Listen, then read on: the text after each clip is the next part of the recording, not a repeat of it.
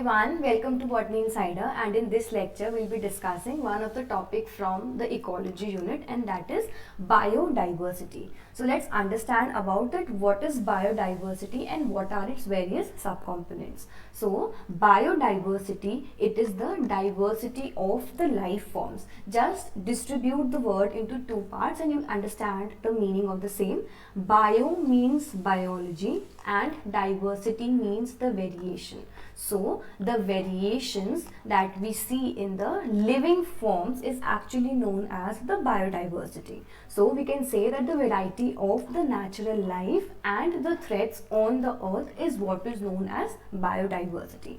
We can also say that biodiversity is the variability among the living organisms from all the sources, including the terrestrial, marine and the other aquatic ecosystems, and also the ecological complexes. So biodiversity actually includes all the living organisms from all the sources, be it terrestrial, be it marine, be it the aquatic system.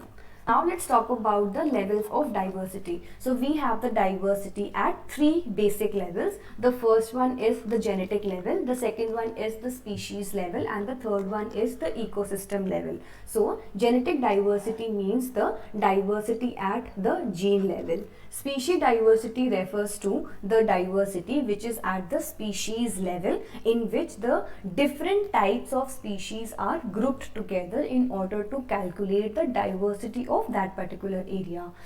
Talking about the ecosystem diversity, so depending upon the ecosystem in which the particular life forms exist, we classify those biodiversity, or we classify those particular areas depending upon their ecosystems, and those diversities are classified or are grouped under the ecosystem diversity.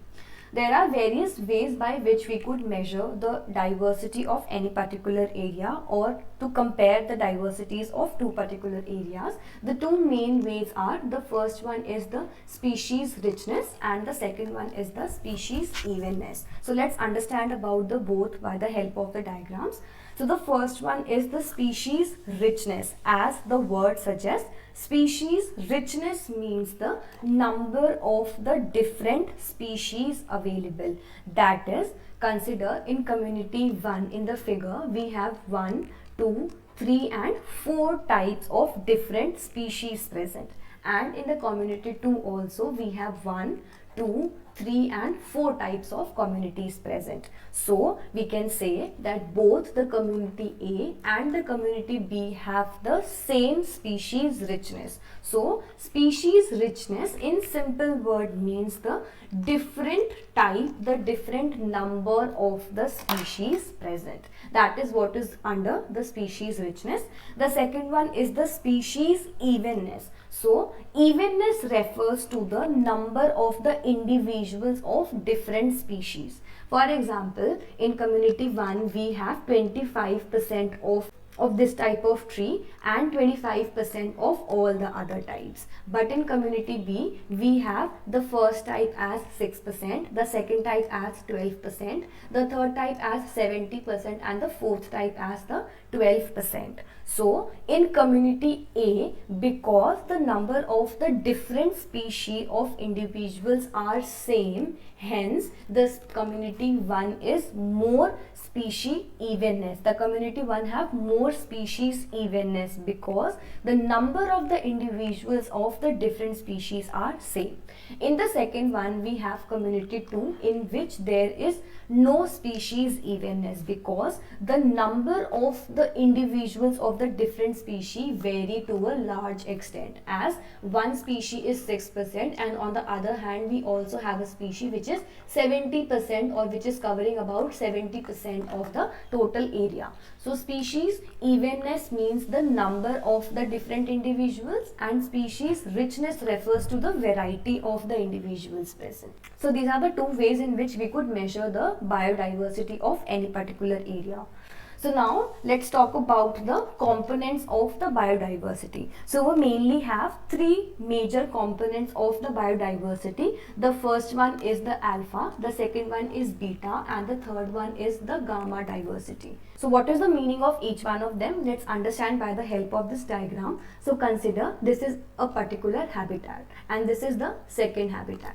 So the various types of the biodiversity variations present in this particular area in a particular habitat is referred to as the alpha biodiversity, and beta biodiversity means that when we have the biodiversity between two alpha diversities. So individually these two habitats have alpha diversity and alpha diversity, but when we compare the biodiversity of these two habitats, we call the biodiversity as the beta biodiversity. So alpha biodiversity is within the habitat, it is between a particular habitat, and beta biodiversity is within two habitats, between the different habitats. And the third one is the gamma diversity. So the overall diversity of any particular area, maybe there are 3, 4, 5 habitats, as many habitats are there. So considering all the biodiversity in each of the habitats present, we have our gamma diversity. So alpha is within the habitat, beta the biodiversity is between the habitat, and gamma biodiversity is between or is the overall diversity of a particular area. So if we want to have a mathematical expression of the same, so alpha into beta gives us the gamma diversity. So symbolically alpha multiplied by beta gives us the gamma biodiversity. So now let's discuss one particular question depending upon the topic that we have discussed. So in the context of diversity, the pattern of the species, which one of the following is an incorrect statement? We are given 4 statements and we need to find out that which statement is incorrect. So first statement says that alpha diversity is the diversity within a single community, which is a correct statement as we have just discussed.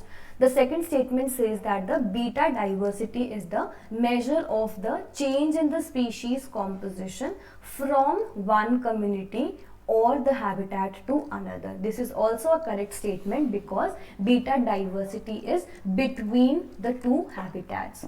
The third statement says that the alpha diversity is the regional diversity found among the range of the communities in the geographical region, which is an incorrect statement. Why? Because alpha diversity is within a single community. It does not define the regional diversity. Regional diversity is determined by the help of the gamma diversity. Hence, fourth statement is correct as it says that gamma diversity is the regional diversity found among the range of the communities habitat in a geographical region. So we have our final answer as option C because we needed to find out the incorrect option out of the 4 options given. So as you can see that in this question we just needed to remember about that what is alpha, what is beta, and what is gamma diversity on a whole, and we can easily fetch out 2 marks from this particular question.